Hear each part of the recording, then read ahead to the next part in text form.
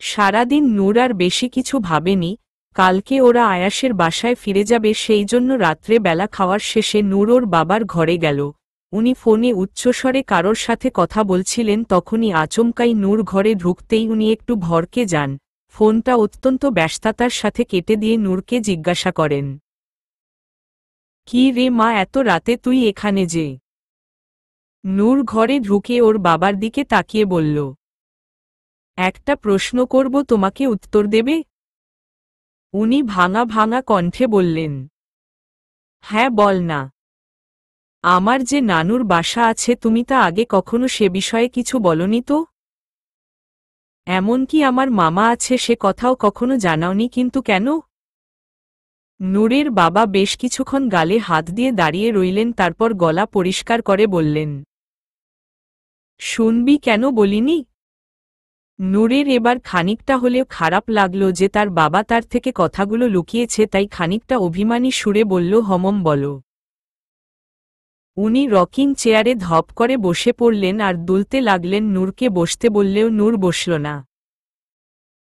তোর মা আর আমি ভালোবেসে বিয়ে করি। তোর নানু বাসার সবাই ছিলেন সমাজের উচ্চবিত্ত মানুষ। সহজ ভাষায় বললে খানদানি পরিবার।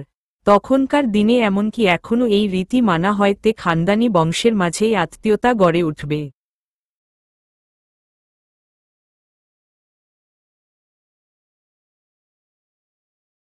মানে খানদানি বংশের ছেলের সাথে খানদানি বংশের মেয়ের বিয়ে হবে, কিন্তু আমি সাধারণ পরিবারের ছেলে ছিলাম, তাই তারা আমাকে মেনে নেয়নি। তোর মা আমাকে ভালোবেসেছিল শুধু, কোনো জাতপাত বিচার করেনি, তাই হয়তো 30টা বছর আমরা একসাথে থাকতে পেরেছিলাম। যাই হোক, আমরা পালিয়ে বিয়ে করি, নয়তো তারা আমাদেরকে মেনে নিত না। আর এই খবরটা চারিদিকে ছড়িয়ে পড়তেই তোর নানুর বাসার সকলের আত্মসম্মানে লাগে, তাই তারা তোর মাকে নিজেদের মেয়ে বলে অস্বীকার করে এবং সবাই তেমনই ব্যবহার করতে থাকে। এই কথা শুনে তোর মা খুব কষ্ট পেয়েছিল, তাই আর কখনো তাদের কাছে ফিরতে চায়নি। তাই আমিও তোর মাকে আর জোর করিনি। কয়েক বছর পর আমাদের মনে হলো যে আমাদের সব অগোছালো সম্পর্কগুলো ঠিক করা উচিত, কোনো মনোমালিন্য না রাখায় শ্রেয়। তাই আমরা ঠিক করি তাদের কাছে গিয়ে ক্ষমা চাইব। তোর মা তাদের কাছে ক্ষমা চাইতে গেলে তারা পুনরায় অস্বীকার করে। রাস্তায় ফিরতে ফিরতে অ্যাক্সিডেন্ট হয়। তোর মামার বাড়ির লোকজন তোর মায়ের মৃতদেহ আমাদের কাছে দিয়ে নিষ্ঠুরের মতো চলে যায়। তাই আমি তোদেরকে একথা কখনো জানাতে চাইনি। কথাগুলো শুনে নূরের চোখ দিয়ে টপটপ করে জল গড়াল। মানুষ কি করে এতটা নিষ্ঠুরের মতো আচরণ করতে পারে, তাও আবার জাতপাত বিচার করে? নূর চোখের জল মুখে কঠিন সুরে বলল, তাদের ঠিকানা কোথায় বাবা? কোথায় গেলে তাদের মতো মানুষের দেখা মিলবে? উনি কাঁদো কাঁদো হয়ে বললেন, সেটা তুই জানতে চাস না মা, আমি তোকে বলতে পারবো না। আমি চাই না তাদের মতো মানুষের ছায়া তোর ওপর পড়ুক, আমাকে ক্ষমা কর। নূর বেরিয়ে গেল রুম থেকে। ওর মায়ের কথাগুলো বারবার কানে বাজছে, কতটা খারাপ ওর মায়ের বাসার লোকজন।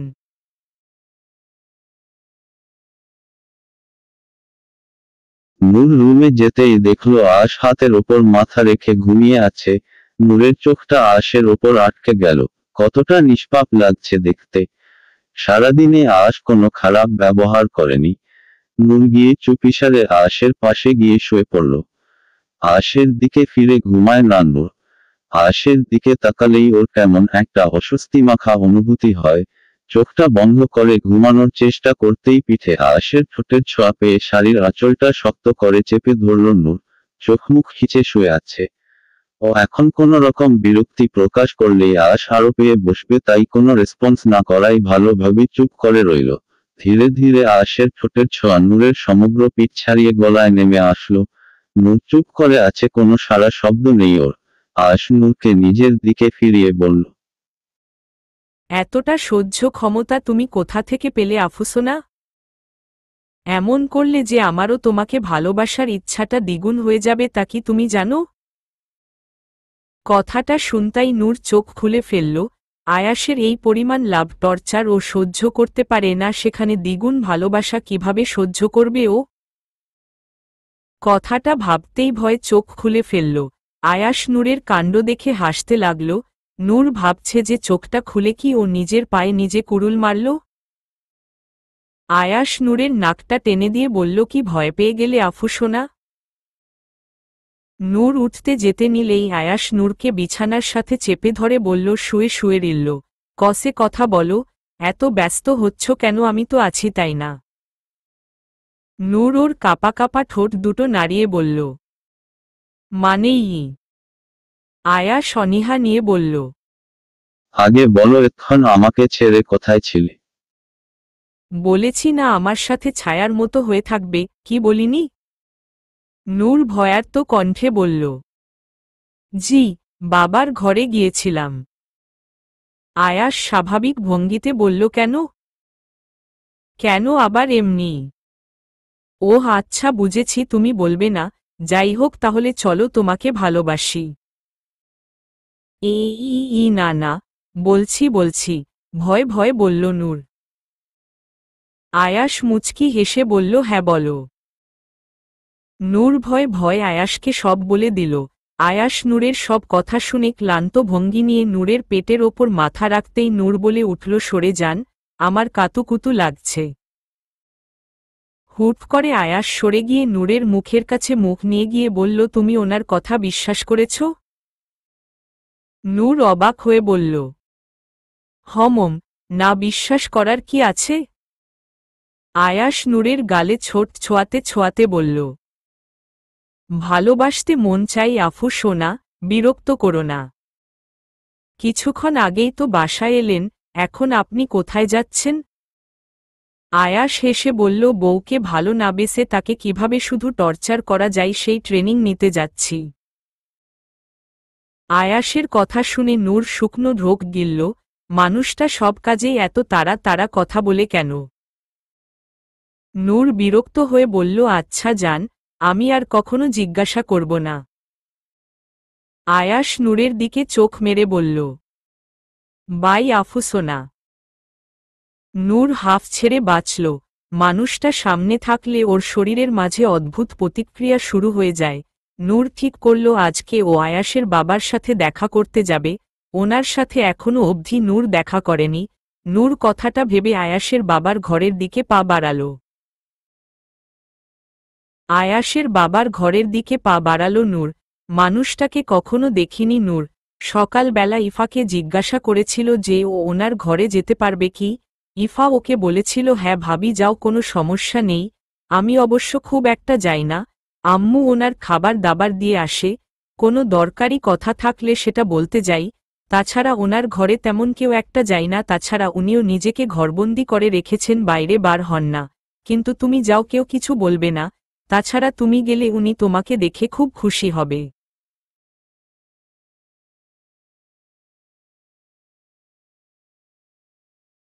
কথাটা মনে মনে আর একবার স্মরণ করে নূর রুমের বাইরে পা বাড়ালো। নূর চিনে গেছে ওনার ঘরটা কোথায়। উনি থাকেন সবচেয়ে শেষের ঘরে। ঘরের অবস্থান শুনে এটা কল্পনা করা খুব একটা কঠিন নয় যে প্রয়োজন ছাড়া সচরাচর ওনার ঘরে কেউ তেমন একটা যান না। ওনার ঘরের সামনে যেতেই হঠাৎই কেউ একজন সেই ঘরের দরজা খুলে আচমকাই বেরিয়ে আসতেই নূর চমকে গেল। ভয় পেয়ে খানিকটা চমকে উঠল। সামনের দিকে তাকাতেই দেখল আহান ওর দিকে তাকিয়ে আছে। আহানকে দেখে নূরের মনের মাঝে যে সফট কর্নার ছিল তা ধীরে ধীরে পাথরে পরিণত হতে লাগলো। ওর মনে পড়ে, খুব করে মনে পড়ে ওর বিয়ের দিনের কথা, সেদিন আহান সকলের সামনে ওকে প্রত্যাখ্যান করেছিল আর যার দরুন আজ ও আয়েশের বউ। আহান কিছু বলল না, নূরের মুখের দিকে তাকিয়ে হাঁটা দিল সেখান থেকে। নূর লক্ষ্য করল আহানের মুখের ভাবভঙ্গি ছিল কঠোর, খুব করে কোনো কিছুর প্রতি চরম বিরক্তি ফুটে উঠলে যেমনটা হয় ঠিক তেমনটাই। নূর আহানকে আর বেশি গুরুত্ব না দিয়ে নরম কণ্ঠে ডেকে উঠল, বাবা, আসব। ভিতর থেকে ওর কথার প্রতিউত্তর এলো না দেখে নূর একটু ঘাবড়ে গেল। উনি কি ইচ্ছা করেই উত্তর দিচ্ছেন না, নাকি উনি ওনার ছেলে ব্যতীত কারোর সাথে কথা বলতে চান না, কোনটা? কথাটা ভেবে আর একটা বার নূর ডেকে উঠল, আসব বাবা। তখনই হঠাৎ কেউ তড়িঘড়ি কণ্ঠে বলল, কে? নূর ওনার থেকে উত্তর শুনে একটা স্বস্তির নিঃশ্বাস নিল। তারপর বুকে বল আর একরাশ সাহস নিয়ে বলল, বাবা আমি নূর। উনি ওনার হাস্যজ্জ্বল কণ্ঠে বললেন, বৌমা। বৌমা শব্দটা শুনে নূর কিছুক্ষণ চুপ করে রইল, তারপর একটু থেমে বলল, জি।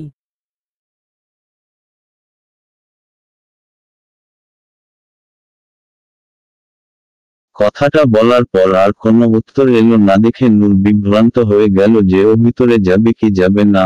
তারপর ভিতরে যাওয়ার কথা ভাবতেই হঠাৎই দরজার প্যাঁচ প্যাঁচ শব্দে নূর আঁতকে উঠল। বুঝতে পারল না হঠাৎ কি হলো। তবে বছর 50-এর একজন মধ্যবয়স্ক মানুষকে দেখে নূর বুঝতে পারল যে সেটা আয়েশের বাবা। আয়েশের বাবাকে দেখে নূর কিছুক্ষণ ওনার দিকেই তাকিয়ে রইলেন। তার শরীরের গঠন সম্পূর্ণ ভেঙে গেছে। গালে সাদা দাড়ি, মাথার চুলগুলোতে সাদা রং ধরেছে, গায়ে সাদা শাল আর পরনে একটা সাদা পাঞ্জাবি। নূর যতদূর জানে আয়েশরা উচ্চবিত্ত খানদানি পরিবারের, কিন্তু আয়েশের বাবাকে দেখলে বোঝা অসম্ভব যে তিনি সেই বংশের ছেলে। হয়তো সময়ের সাথে সাথে তিনি নিজেকেও ভেঙে দুমড়ে মুচড়ে গুটিয়ে নিয়েছেন। ওনার এমন চেহারার দিকে তাকিয়ে হঠাৎ নূরের ঘোর ভাঙল। তখন মনে হলো যে উনি মুরব্বী মানুষ, ওনাকে সালাম করা উচিত। তাই নূর আর দেরি না করে মাথায় শাড়িটা বেশি করে টেনে দিয়ে ওনার পায়ে সালাম করতে গেলেই উনি সরে গেলেন। নূর অবাক হলো, ওনার দিকে তাকিয়ে বললেন, জি, আমি কি কিছু ভুল করে ফেললাম বাবা? উনি মুচকি হেসে বললেন, একদম না নূর মা, আমি চাই না আমার পা ধরে কেউ সালাম করুক, তাই তোমাকেও করতে দিলাম না। নূরও এক চলতে হাসির রেখা ফোটালো ওর ঠোঁটে। উনি নূরকে বললেন, ঘরে এসো মা। কথাটা বলে উনিও ঘরের দিকে গেলেন। নূর ওনার পিছু পিছু গেল। পুরো ঘরটা একটা অন্ধকার কুঠুরির মতো, কিন্তু খুব পরিপাটি। উনি গিয়ে চেয়ারে বসলেন। ঘরের অন্ধকার দেখে নূর জানালার দিকে তাকালো, সেখানে পর্দা দিয়ে ঢাকা। নূর কিছু না বলে পর্দাটা সরিয়ে জানালাটা খুলতে গেলে পারল না। জানালাটা হয়তো বহু বছর ধরে খোলা হয় না, তাই হয়তো সে তার নিজের জায়গাটা পোক্ত করে নিয়েছে। তবুও নূর অনেক চেষ্টায় জানালাটা খুলতেই একরাশ আলো ঘরে ঢুকে ঘরটাকে আলোকিত করে দিল। আয়াশের বাবা তেহেরাত সাহেব, উনি চোখ বন্ধ করে নিলেন। উনি নিজেই কত বছর বাইরের আলোর মুখ দেখেননি। নূর জানালা খুলে ওনার সামনে রাখা চেয়ারটাতে বসল। উনি ওনার চোখ বন্ধ করে রেখে বললেন, বাইরের আলো বড্ড চোখে লাগে নূর মা, তুমি নিজেই তো একটা নূর। নূর একটু আধো আধো গলায় প্রশ্ন করে উঠল, আমার নাম নূর আপনি কি করে জানলেন বাবা? উনি ভাঙা গলায় হেসে বললেন, আয়াশ বলেছে।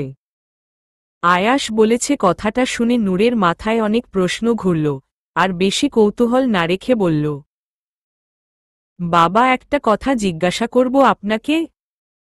বলবেন তার উত্তরটা? আমি জানি আপনি উত্তর জানেন। উনি চোখটা খুলে বাইরের দিকে তাকালেন। হমম বলো মা। আয়াশ নামক মানুষটা আমার কাছে একটা গোলক ধাঁধার মতো। রহস্য বলতে পারেন, উনি এমন কেন? আর 5 জনের এত স্বাভাবিকভাবে কথা বলেন না কেন? এত রহস্য কেন ওনার মাঝে? ওনার কি কোনো অতীত আছে? উনি কি কাউকে পছন্দ করতেন? আমাকে এভাবে বিয়ে করার কারণ কি যখন সে আমাকে ভালোই বাসে না? একনাগাড়ে সব প্রশ্ন করে ফেলল নূর। উনি নূরের দিকে তাকিয়ে মুচকি হেসে বললেন, এত প্রশ্ন নূর মা? নূর ওনার দিকে মিনতির সুরে তাকিয়ে বলল, আমি সত্যিই জানতে চাই বাবা, এভাবে একটা অস্বাভাবিক ব্যবহারকারী মানুষের সাথে কিভাবে সংসার করা যায় আপনিই বলুন। উনি ওনার বিছানা থেকে নেমে নূরের মাথায় হাত দিয়ে বললেন, তোমার এই প্রশ্নের একটাই উত্তর। নূর কৌতূহল নিয়ে বলল, কি? একটা কথা সবসময় মনে রাখবে, তুমি সর্বদা খুশি থাকলে আয়াশ মনোবল পাবে, সে খুশি থাকবে। নূর অবাক হয়ে বলল, আমি মনে করি না যে তিনি আমাকে ভালোবাসে না, তাই আপনার উত্তর আমি মানতে পারছি না। প্লিজ আপনি তো জানেন, তাহলে বলুন। আমি যতটুকু জানি ততটুকুই বললাম মা, বাকি ওর ভালোবাসা তোমাকেই বুঝে নিতে হবে। আর আমার বড় ছেলের তোমার সাথে এমন ব্যবহার করেছে, তোমাকে বিয়ের আসর থেকে প্রত্যাখ্যান করেছে, তাই ওর হয়ে আমি তোমার কাছে ক্ষমা চাইছি। আসলে ও যা করেছে আয়াসের জন্য করেছে। নূর আর কিছু বলল না। আহানকে নিয়ে ওর শোনার ইচ্ছা নেই, তার প্রতি নূর মায়া ত্যাগ করেছে। তেহেরাত সাহেব বললেন, আহান পরশু ইউএসএ যাচ্ছে, আমি চাই না ও এত তাড়াতাড়ি যাক। ওকে বারণ করলেও কোনো কথা শুনল না।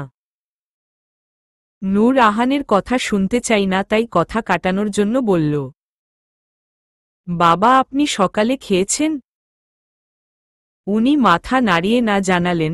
নূর সেই সুযোগে বলল, আচ্ছা আপনি বসুন, আমি আপনার খাবার আনছি।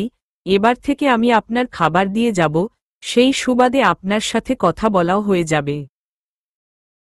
নূর কথাটা বলে তাড়াহুড়ো করে বেরিয়ে গেল।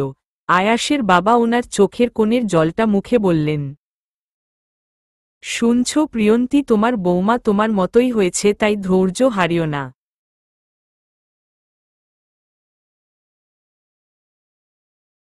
আয়াসের বাবার রুমে সকালের নাস্তা দিয়ে এসে নূর রুমে আসলো। যা বুঝলো এ বাসাতে ওকে শুয়ে বসেই কাটাতে হবে, কাজ করার কোনো সুযোগ নেই। ইফাও বাসাতে নেই যে মেয়েটার সাথে বসে গল্প করবে, তাই রুমে এসে ফোনটা হাতে নিলেই হঠাৎ রুমের ভিতর অদ্ভুত গন্ধ পেলেন নূর। কেমন জানি পোড়া পোড়া গন্ধ আসছে। নূর অনেকক্ষণ ধরে গন্ধটা অনুভব করছে, কিন্তু তা কোথা থেকে আসছে ও জানে না। একবার ওর কলেজে ল্যাবে প্র্যাকটিক্যাল করার সময় ছোটখাটো একটা বিস্ফোরণ হয়েছিল একটা মেয়ের অযথা পাকনামিতে, তাই সেই দিনের কথা নূরের মনে পড়ে গেল। গন্ধটা পুরো রুমময় ছড়াচ্ছে। নূর ভয় পেয়ে গেল কিছু যদি হয়ে যায়। গন্ধটার উৎসটাও নূরের অজানা। ভয় ভয় এক পা দুপা করে রুম থেকে বেরোতে গেলেই হঠাৎ কিছুর সাথে ধাক্কা খেতেই নূর সামনের দিকে তাকালো। আয়েশের সাথে ধাক্কা খেয়েছে ও। আয়েশকে দেখে পিছনে সরে যেতেই আয়েশ নূরের কোমর ধরে ওর কাছে এনে ওর সাথে এক করে নিয়ে বলল, পালাচ্ছ কেন আফুসোনা? নূর একটু তোতলাতে তোতলাতে বলল, দেখুন না কোথা থেকে একটা বাজে স্মেল আসছে, মনে হচ্ছে কোনো কিছু ব্লাস্ট করেছে। আয়াস নূরকে নিজের সাথে আরও মিশিয়ে নিয়ে বলল, কই না তো, আমি তো কোনো গন্ধ পাচ্ছি না। নূর আয়াসের দিকে অবাক চোখে তাকিয়ে বলল, সত্যিই আপনি পাচ্ছেন না, কিন্তু আমি তো পাচ্ছি। কথাটা বলেই লম্বা শ্বাস নিয়ে দ্রুত নিঃশ্বাস ছাড়ল নূর। না এখন তো ও আর গন্ধটা পাচ্ছে না, হঠাৎ করে কি হল? নূর অবাক হয়ে আয়াসের দিকে তাকিয়ে বলল, বিশ্বাস করুন আমি গন্ধটা পাচ্ছিলাম। তুমি আমাকে বিভ্রান্ত করার চেষ্টা করছো আফু সোনা, পানিশমেন্ট তো পেতেই হবে। এমনিতেই একটু আগে বউকে টর্চার করার নিনজা টেকনিক শিখে আসলাম, কাজে লাগাতে হবে না? নূর শুকনো ঢোক গিলে ছাড়ানোর চেষ্টা করলেই আয়াস কোলে তুলে নিল। আমার থেকে পালানোর বাহানা খোঁজো হমম, এখন পানিশমেন্ট নাও। নূর আর কিছু বলতে পারল না, আয়াসের দিকে অবাক চোখে তাকালো। অদ্ভুত একজন। শোনো তোমাকে আমি এটাই প্রথম আর এটাই শেষবারের মতো বলছি, তোমার ভাইয়ার মাথাটা বিগড়ানো বন্ধ করো। তোমার জন্য তোমার ভাইয়া এখনও আমাকে বিয়ে করেনি, বিয়ে করেও শান্তি দিলে না তুমি আমাকে, তাই এসব ছেলে ভোলামি কথাবার্তাগুলো বন্ধ করো। ক্রমাগত মায়ার এমন উদ্ভট কথা শুনে নূরের চোখের জল আর আটকাল না। না জানি মায়া ওদের ভাই বোনের মতো পবিত্র সম্পর্কটাকে কতটা নোংরা চোখে দেখে, ভাবলেই নূরের নিজেকে শেষ করে ফেলতে ইচ্ছা করে। নূর ভাঙা গলায় বলল, ভাবি দয়া করে তোমার এই মন মানসিকতার পরিবর্তন করো। না জানি তোমার সাথে আমার কোনো জন্মের শত্রুতা আছে যে তুমি আমাকে সহ্য করতে পারো না। নূরের কথা শুনে মায়া রেগে গিয়ে বলল, শত্রুতা? এর মাঝে আবার শত্রুতা এলো কোথা থেকে? আমি তোমাকে নিজের বোনের মতো ভাবি আর তুমি আমাদের মাঝে শত্রুতার কথা বলছ। হঠাৎ মায়া কেমন জানি উল্টো সুরে গাইতে লাগল। নূর তার কারণ বুঝল না, তবুও বলল, আমি জানি তুমি মুখে সবার সামনে এমন মিষ্টি মিষ্টি কথা বললেও তোমার অন্তরে আমার জন্য ঘৃণা ভরা। তুমি কেন আমাকে সহ্য করতে পারো না তা আমি সত্যিই যদি জানতে পারতাম, চোখের জল মুছে খানিকটা স্বাভাবিক গলায় বলল নূর। হঠাৎ আচমকাই অপর পাশ থেকে হুট করে নূরের ভাইয়া বলে উঠল, কি সব বলছি সেগুলো? তোর আর মায়ার মাঝে শত্রুতা হতে যাবে কেন? মায়া তোকে যথেষ্ট ভালোবাসে। নূর হঠাৎ করে ওর ভাইয়ার কণ্ঠ শুনে চমকে উঠল, তবুও নিজেকে সামলে বলল, ভাইয়া তুমি হয়তো পুরোটা শোনোনি, এটা নতুন কিছু না, আমি জানি না সত্যিই আমার দোষটা ঠিক কোথায়। নূরের ভাইয়া নূরকে অনেক বিশ্বাস করে মায়ার তুলনায় ও বেশি, আর এই সব ছোট ছোট বিষয়ের কারণে মায়া নূরকে সহ্য করতে পারে না। নূরের প্রতি এই বিশ্বাস থেকে নূরের ভাইয়া মায়ার দিকে প্রশ্ন ছুড়ল, কি বলেছ তুমি নূরকে? মায়া একটু ভ্যাবাচ্যাকা খেয়ে গেল, তবুও ও হরার পাত্রী নয়, নাই সাবলীলভাবেই বলল, তুমি তো শুনলে নূর কি বলল? ও বলল আমি নাকি ওকে সহ্য করতে পারি না, আমি নাকি ওকে হিংসা করি, আরও কত কিছু। নূর শুধু শুনছে, অবলীলায় মায়া ওকে মিথ্যাচার করছে। নূরের ভাইয়া বলে উঠল, এগুলো কি শুনছি নূর, তোর থেকে এগুলো আশা করিনি। মায়া তোর ভাবি হয়, তুই তাকে এমনটা বলতে পারিস না। যাই হোক, তোর ব্যবহারে এখন তো মনে হচ্ছে আমাদের বিয়ে হলে তুই এই বাসায় আসলে আমাদেরকে বাসা ছাড়তে হবে। ওর ভাইয়ার বলা শেষের কথাটা যেন ওকে ভেঙে দুমড়ে মুছড়ে দেওয়ার জন্য যথেষ্ট। কান্না মিশ্রিত কণ্ঠে বলল, ভাইয়া তুমি অন্তত এই কথাটা বলতে পারলে। মায়া ওপাশ থেকে বলে উঠল, ইমোশনাল ব্ল্যাকমেইল করার চেষ্টা করো না নূর, তোমার ভাইয়া এখন সব জেনে গেছে, তাই তুমি এসব বলছো, তাই না? নূরের ভাইয়া যখন মায়ার কথাটা চোখ বন্ধ করে বিশ্বাস করে ওকে দোষারোপ করতে পারে, তখন বাইরের কোনো মানুষের কথায় ওর কোনো যায় আসে না।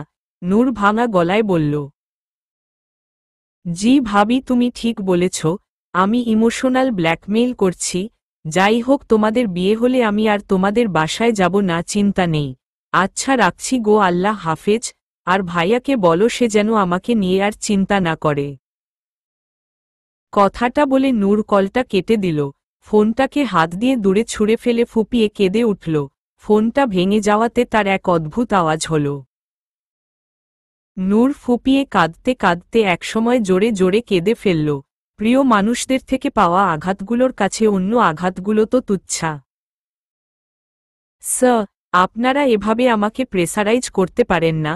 তাছাড়া আমি জানি আমাকে কি করতে হবে। বারবার আমকে মনে করিয়ে দেওয়ার প্রয়োজন নেই, অনেকটা কর্কশ কণ্ঠে বলল আয়াস। সামনে বসে থাকা মধ্যবয়সী লোকটা তার চোখের চশমাটা ঠিক করে বললেন, এটা কোনোভাবেই একটা সায়েন্টিস্ট সুলভ আচরণ নয় আয়াস। তাছাড়া তুমি হয়তো ভুলে গেছ যে আমি তোমাদের হেড, আর তুমি আমাদের এই প্রজেক্টের বড় প্রজেক্টটার দায়িত্ব নিয়েছ, আর এই হলো তোমার এগ্রিমেন্ট। কথাটা বলে আয়াসের দিকে বেশ 100 পাতার একটা এগ্রিমেন্ট এগিয়ে দিলেন, যার প্রতিটা পাতায় আছে আয়াসের বাঁকা হাতের সিগনেচার। আয়াস পেপারগুলো নিয়ে দূরে ছুঁড়ে দিল ও ওনার দিকে এগিয়ে গিয়ে বলল, ভুলে যাবেন না স্যার, আমি ছাড়া এই এক্সপেরিমেন্ট অসম্ভব। Cause I have the dead body, যেটা আপনাদের দরকার। তাই আপনারা আমার সাথে থাকলেন কি না থাকলেন, বা আমাকে বরখাস্ত করলেন কি, I don't care, but I will succeed for sure. আয়াসের কথা শুনে উনি একটু থেমে গেলেন, আর যাই হোক উনি জানেন যে আয়াস ঠিক কতটা দক্ষতাপূর্ণ। উনি খানিকটা ঠান্ডা গলায় বললেন, ওয়েল, ফরগেট ইট, আমরা এগ্রিমেন্ট নিয়ে কথা বলি। আয়াস একটা বাঁকা হাসি হেসে টেবিলের ওপরে থাকা অ্যাসিডের বোতলটা মাটিতে ছুঁড়ে মারল। Go to hell with your experiment. কথাটা বলে বেরিয়ে গেল। ওর মাথায় যেন রক্ত চড়ে গেছে রাগে। ওর ওপর কেউ অযাচিতভাবে কোনো রকম প্রেশার ক্রিয়েট করলে বা উঁচু গলায় কথা বললে আয়াস তা সহ্য করতে পারে না। গাড়িতে উঠে ড্রাইভারকে গাড়ি স্টার্ট দিতে বললেই ড্রাইভার বলে উঠল, স্যার আপনি এখন আপনার ল্যাবে যাবেন নাকি বসায় যাবেন? আয়াস রেগে গিয়ে উচ্চকণ্ঠে বলল, আমার বাসায় যে আমার ল্যাব সেটা কি তুমি জানো না? উনি ভয় কাচুমাচু হয়ে বললেন, আসলে স্যার বাসায় যাওয়ার অন্য রাস্তা আর আপনার ল্যাবে যাওয়ার রাস্তা তো অন্য, তাই আর কি। আয়াস আর কিছু বলল না, রাগ হচ্ছে খুব, আর এখন রাগ কমানোর একটাই উপায়, যা হলো ওর আফু শোনা। আয়াস নূরের নাম্বারে কল করল, ফোন সুইচ অফ। বিরক্তি নিয়ে আর একবার ফোন করল, এবার ও সুইচ অফ। রাগের পরিমাণটা বাড়তে লাগল, না জানি আজ কি হবে।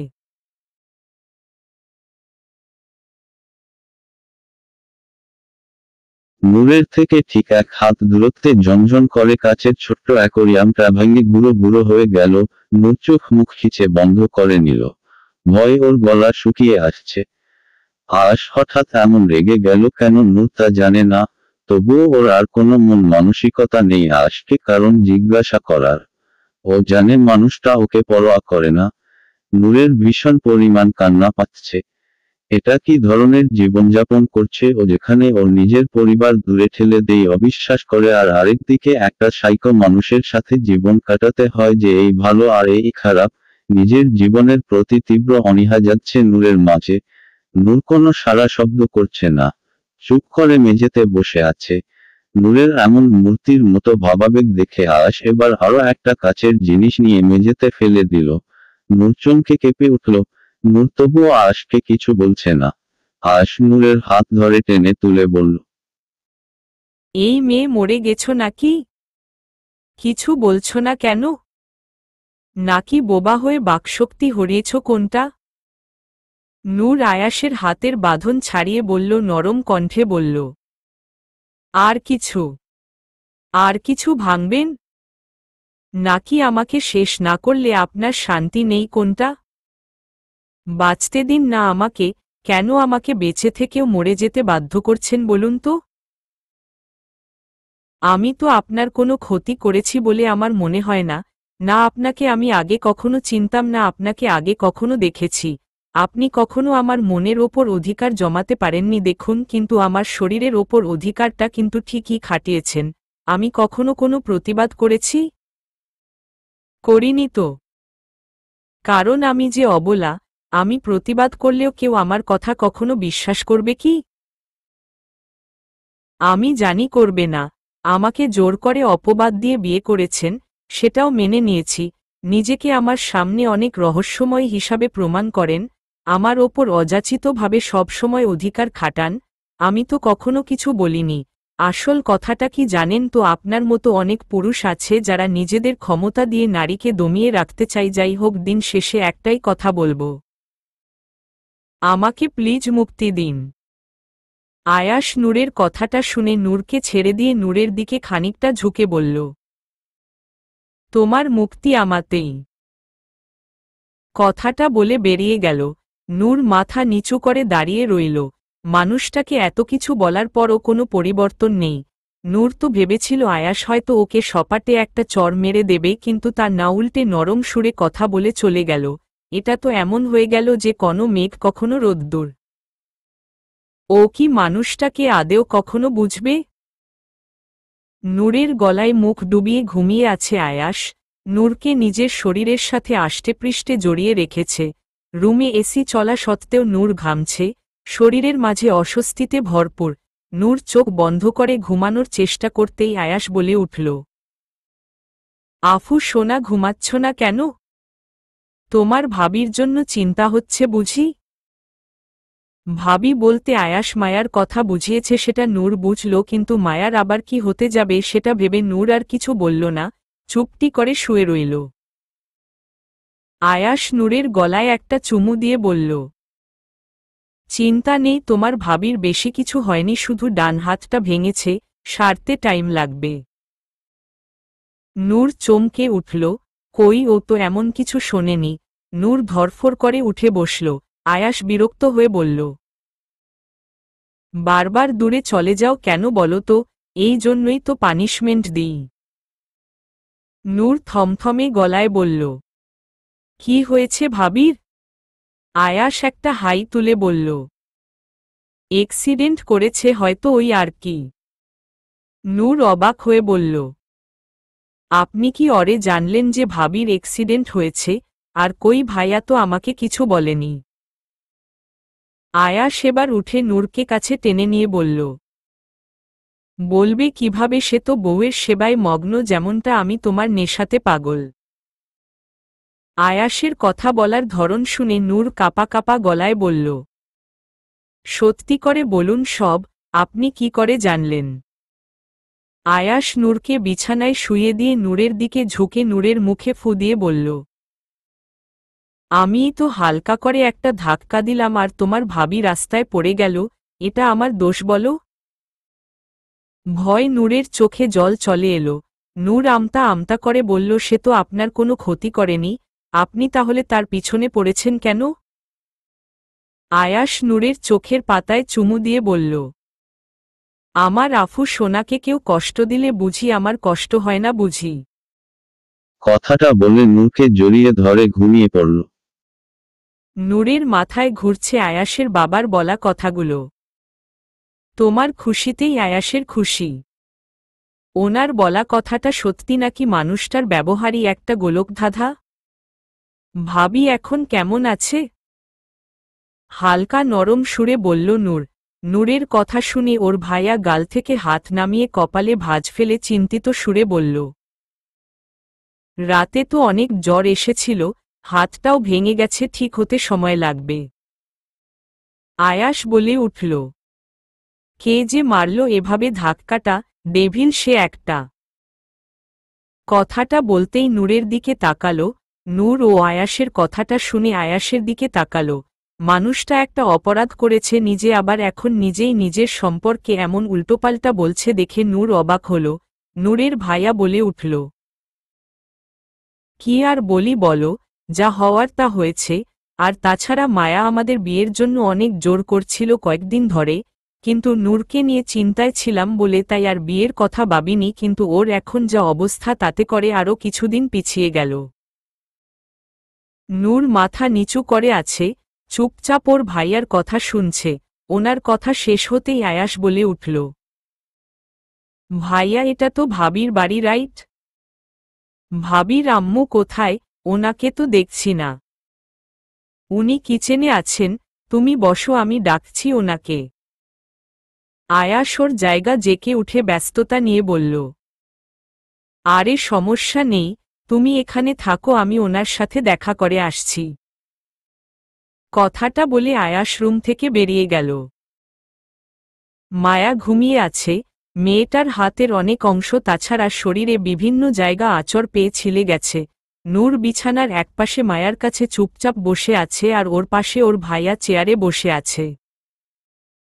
নূর হঠাৎ নিস্তব্ধতা ভেঙে বলল, ভাইয়া, তুমি কি এখনো আমার ওপর রাগ করে আছো কালকের ঘটনার জন্য?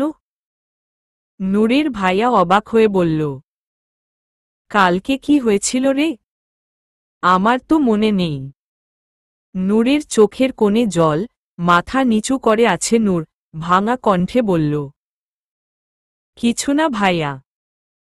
নূরের কথা শোনার পর নূরের ভাইয়া অনেক ভাবার চেষ্টা করল, তারপর ভাবছে সফল হয়ে নূরের দিকে তাকিয়ে মুচকি হেসে বলল, ওহহ, সেই কথা কালকের।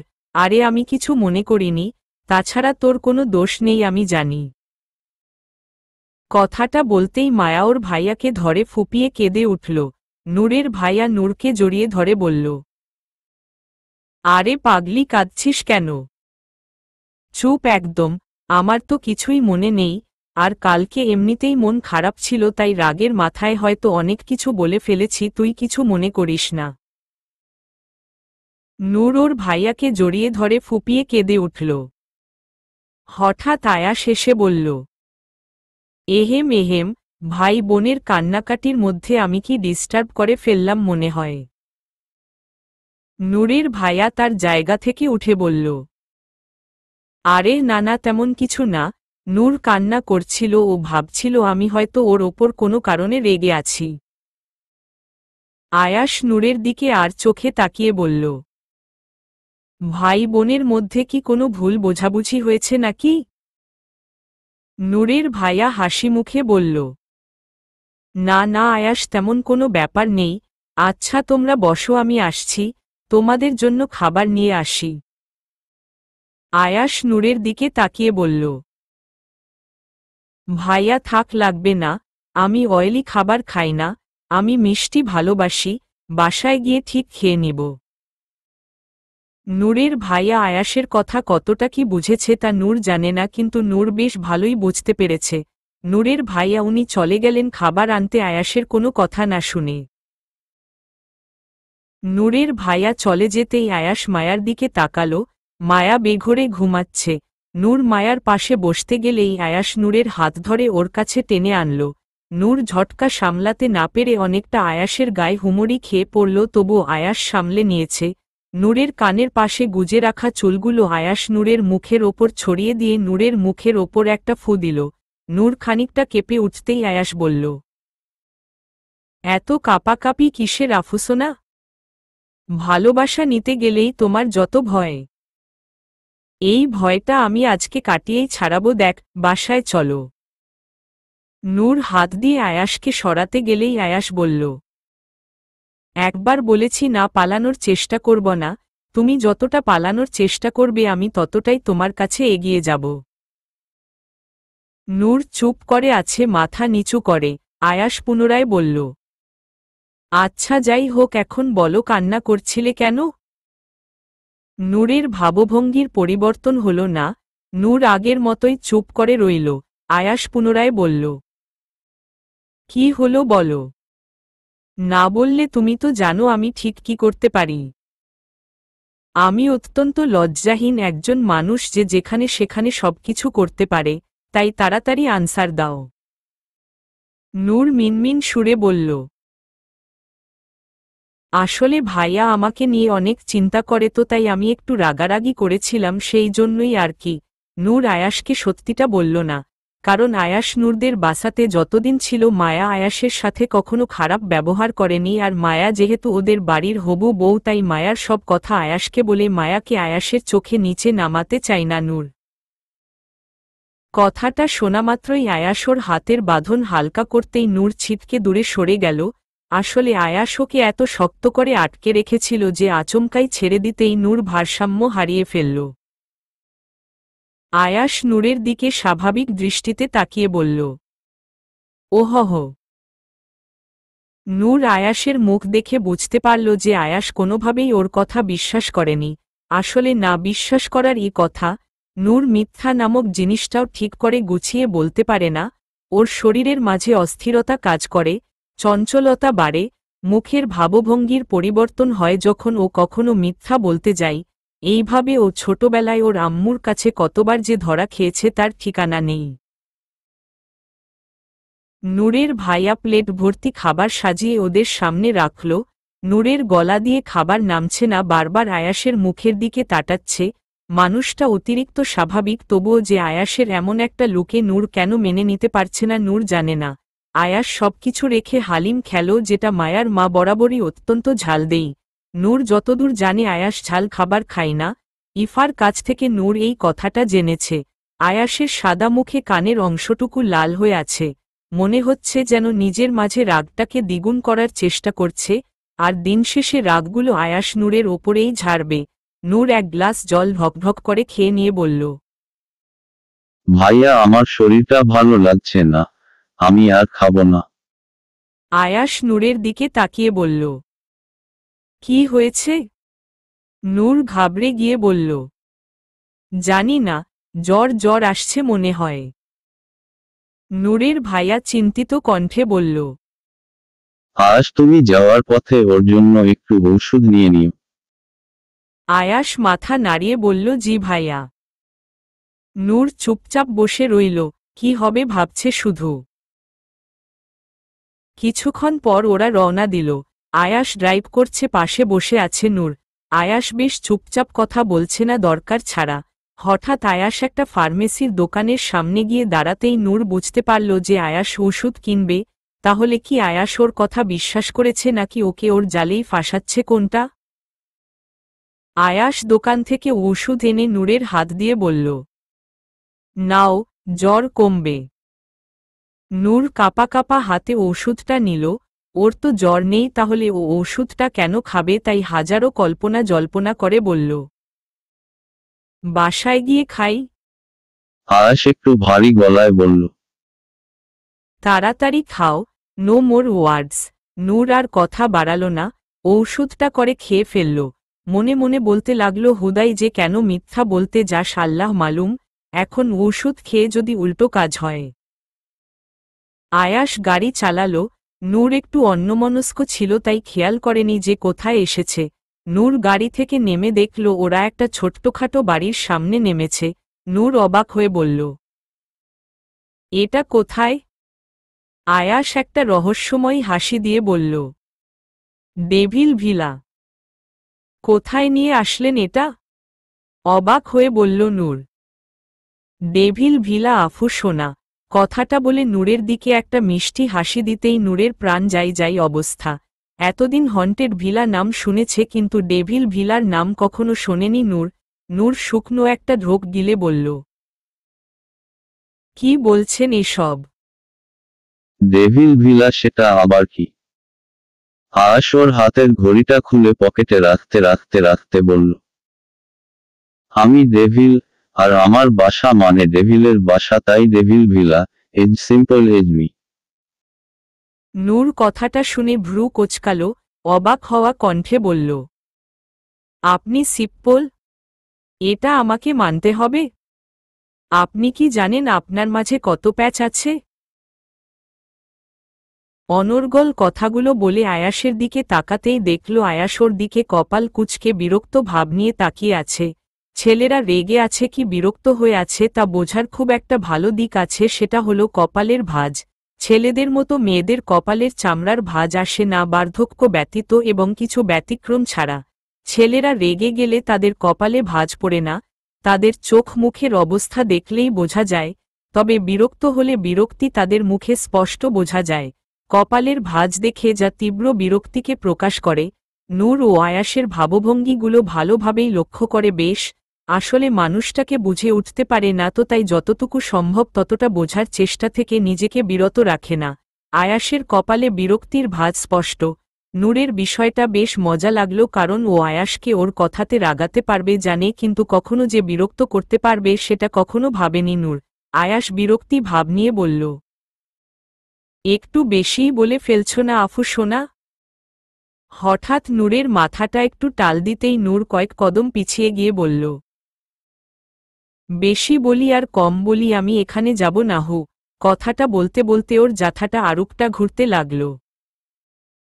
মাথার চক্করে আর আয়াসের ভয় নূর আরও কয়েক কদম পিছিয়ে যেতে গেলেই আয়াস ওর হাতটা ধরে ওর কাছে টেনে এনে একেবারে কোলে তুলে নিল।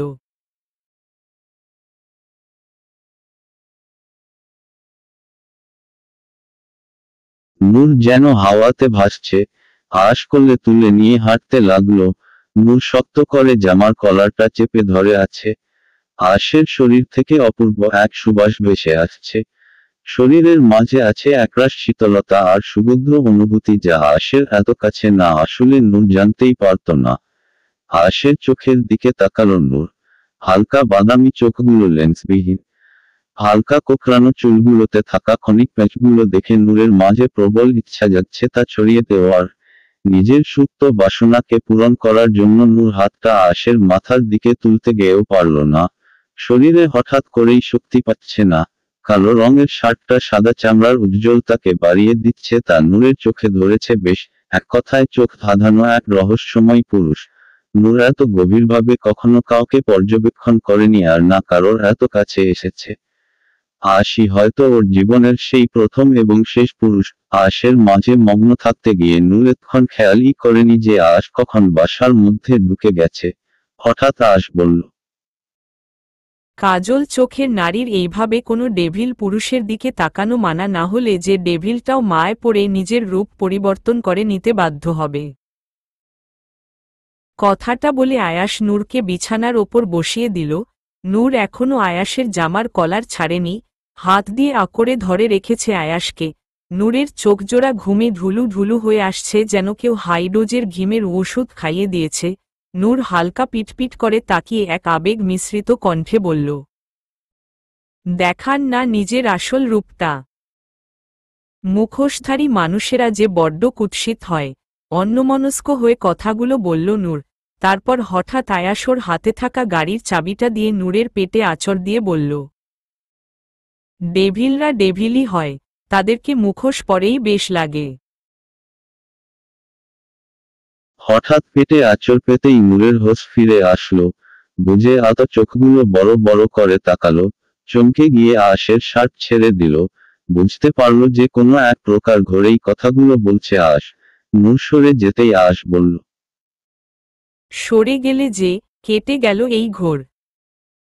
নূর কিছু বলল না, শক্ত করে নিজের মাথাটা চেপে ধরল।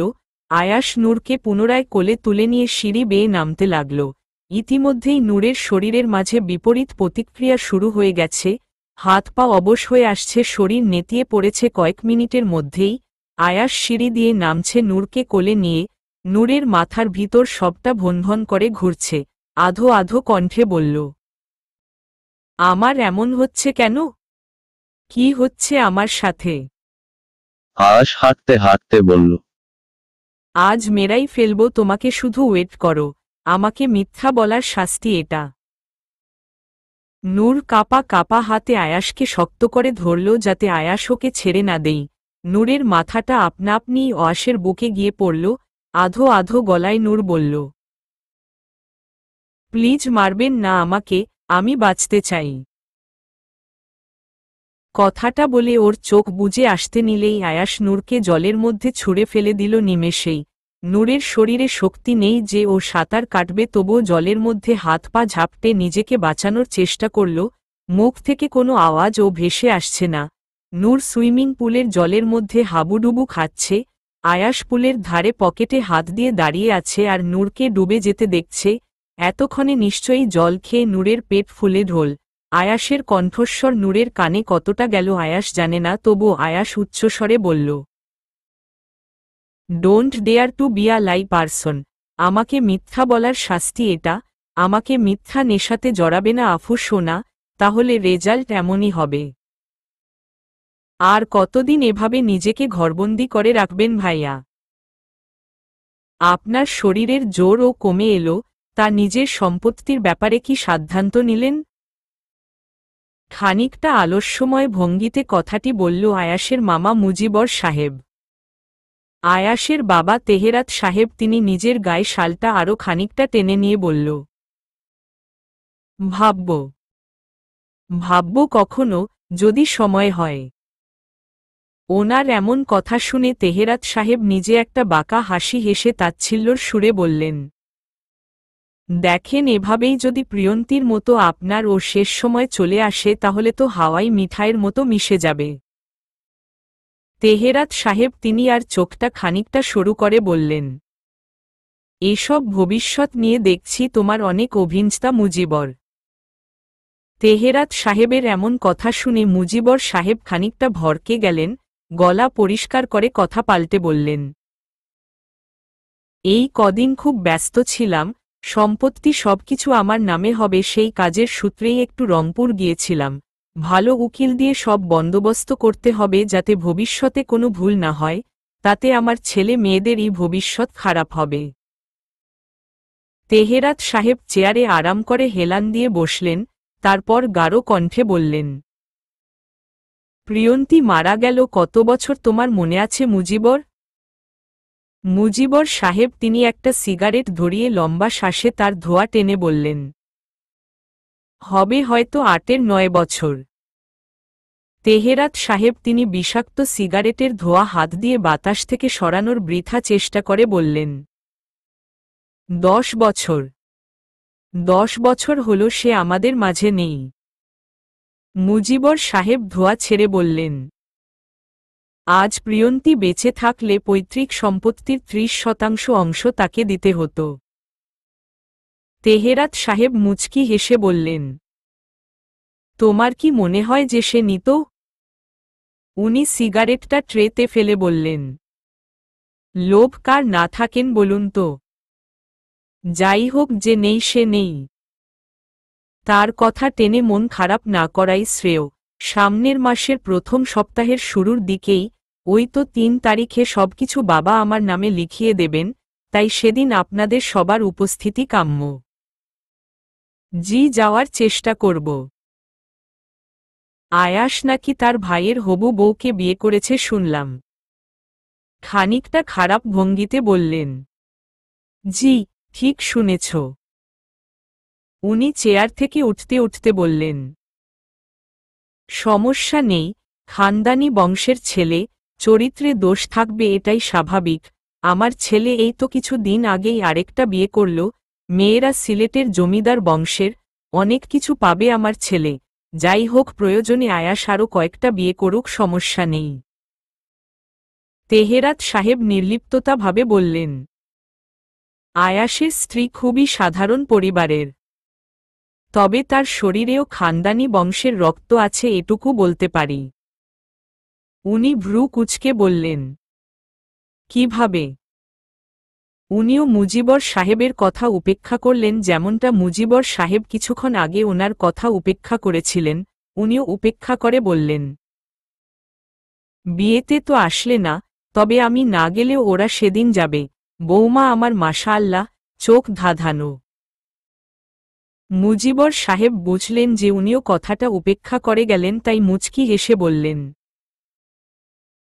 আজ আসি। উনি চলে যেতেই তেহেরাত সাহেব উনির স্ত্রীর ছবির দিকে তাকালেন আর বললেন, আর যাই হোক, কাপুরুষের মতো চরিত্র নিয়ে আমার ছেলে বড় হয়নি, সে ভালোবাসে, ভালোবাসতে জানে। আর 5 জনের মতো ঢাক ঢোল পিটিয়ে সে ভালোবাসতে জানে না, সে যে নীরবে ভালোবাসে, যে ভালোবাসাতে কষ্ট বেশি আর সেই কষ্টটা সে নীরবে একা সহ্য করে যায়। বুঝলে তো প্রিয়ন্তী, তোমার ছেলেটার হাজারো রাসায়নিক সমীকরণ মেলানোর ক্ষমতা থাকলেও ভালোবাসার সমীকরণটা সে বড্ড জটিল দৃষ্টিতে দেখে, তাই তো ভালোবাসা বুঝেও বোঝে না। Zoom in, zoom out, damn. Afu সোনা, এত মিস্টেক কেন করো বলো তো? ল্যাপটপে সিসিটিভি ফুটেজ চেক করতে লাগলো আয়াস। ওর ঘরে অনেক জায়গায় সিসিটিভি লাগানো আছে, যেটা আয়াস ছাড়া দ্বিতীয়জন কেউ জানে না। কিছু আছে সিসিটিভি, আর বেশ কয়েকটা আছে যেগুলো খুব কম ডেসিবেলের শব্দকেও আয়ত্ত করে নেই, আর যার মাধ্যমে প্রতিনিয়ত নূরের ওপর লক্ষ্য রাখে আয়াস। কালে নূরকে কল করার পর যখন নূরের ফোন বন্ধ বলে তৎক্ষণাৎ আয়াস সিসিটিভি ফুটেজ দেখতে লাগে।